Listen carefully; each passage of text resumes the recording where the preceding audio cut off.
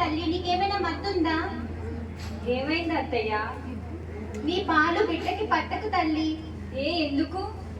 రాములమ్మ చెప్పింది, నీ పాలు బిడ్డకి పడితే పాపకి ఏదైనా వ్యాధులు వచ్చే అవకాశం ఉంది అని చెప్పింది. అలాగే నీ పాలు పడితే జీర్ణం కాదు అని కూడా చెప్పింది. అందుకే నీ పాలు కొన్ని రోజుల వరకు బిడ్డకు పట్టకు తల్లి, సరేనా?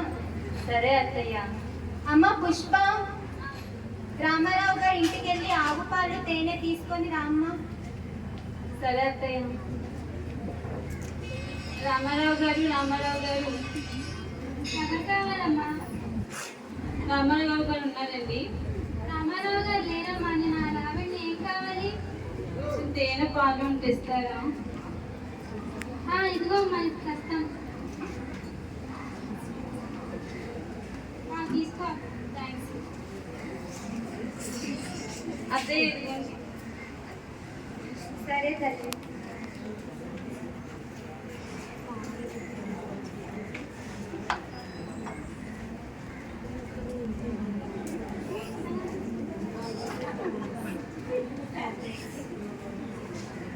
ఏమైంది చిట్టి తల్లి? ఎందుకు ఏడుస్తున్నావమ్మా? ఏమైంది? ఎందుకు ఏడుస్తున్నా? అమ్మా శారద, ఏమైంది తల్లి? అలా పాప ఏడుస్తూనే ఉంది. ఆవు పాలు పడుతున్నావా? ఏమో అత్తయ్య, తెలీదు. పాపకు పాలు పడుతున్నా కానీ అలా ఏడుస్తూనే ఉంది. నాకెందుకో భయం వేస్తుంది. ఒకసారి ఆసుపత్రికి తీసుకొని వెళ్దాం అత్తయ్య గారు. అదేం కంగారు పడుకు తల్లి, పాపకి బహుశా గాలి పట్టిందేమో. మంత్రసాని దగ్గరికి వెళ్ళి తాయెత్తు తీసుకొస్తాను, సరేనా? కంగారు ఏమి పడుకు. సరే అత్తయ్య.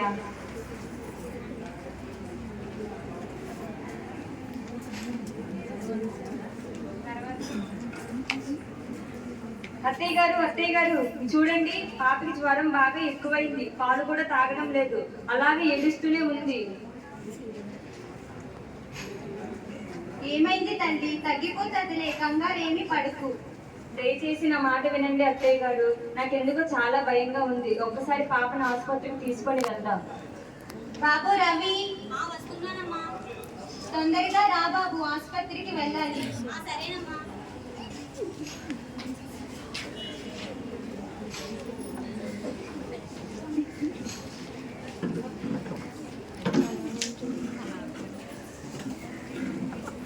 డాక్టర్ గారు, ఎవరు? ఏం కావాలి?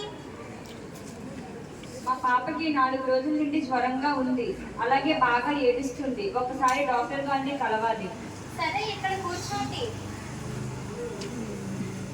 Excuse me ma'am. చెప్పండి సిస్టర్. మిమ్మల్ని కలవడానికి పేషెంట్ వచ్చారు. సరే, లోపలికి రమ్మని చెప్పండి. లోపలికి రండి, డాక్టర్ పిలుస్తున్నారు.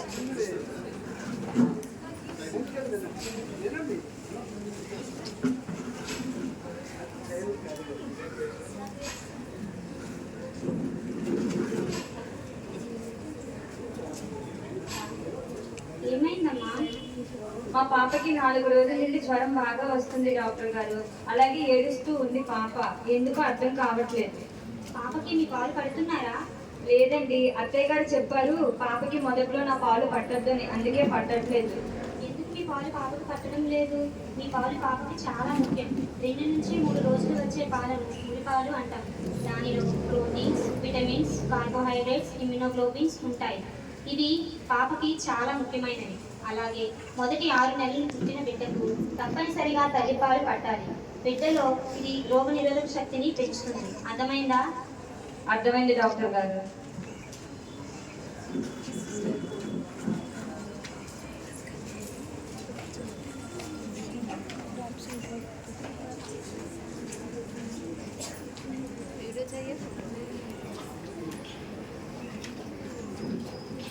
ఇంట్లో ఎవరైనా ఉన్నారా?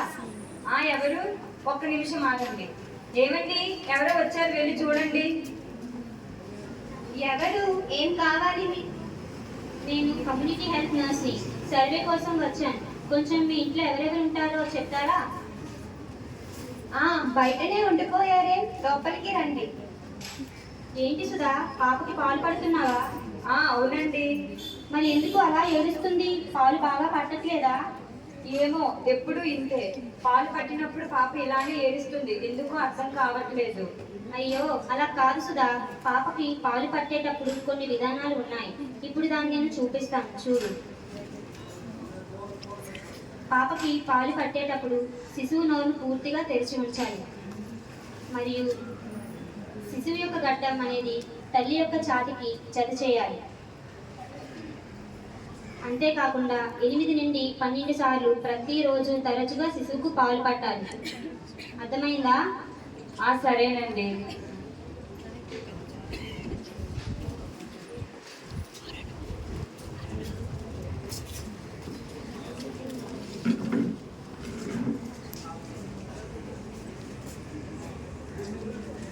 అమ్మా టైం అవుతుంది, ఆకలిగా ఉంది, అన్నం పెట్టు. వస్తున్నా తల్లి. ఇదిగో తిను, ఇదిగో తీసుకో. ఏంటమ్మా ఎప్పుడు ఈ తిండేనా? ఎప్పుడు ఈ పొడి పొడిగా చప్పటి ఆహారాన్ని మాత్రమే పెడతావు, కడుపు నిండా అన్నం కూడా పెట్టవు. ఏంటో నీ పట్టింపు. అది కాదు తల్లి, ఈ సమయంలో నువ్వు ఇలాంటి పొడి చప్పటి ఆహారాన్ని మాత్రమే కొంచెం కొంచెం తీసుకోవాలి, లేకపోతే బిడ్డకు జీర్ణం కాదు. సరేలే కానీ ఎవరో వచ్చారు, వెళ్ళి చూడు. ఎవరో కాదమ్మా, మన అంగన్వాడీ టీచర్ రానియే. బయటనే ఉండిపోయారేం, లోపలికి రండి. ఏంటి ఇలా వచ్చారు? అదే మొన్న మన సీతకి పాప పుట్టింది కదా, మన అంగన్వాడీలో గుడ్డు, పాలు, చక్కీలు ఇస్తున్నారు. రేపు వెళ్ళి తీసుకోండి, సరేనా? సరేనండి.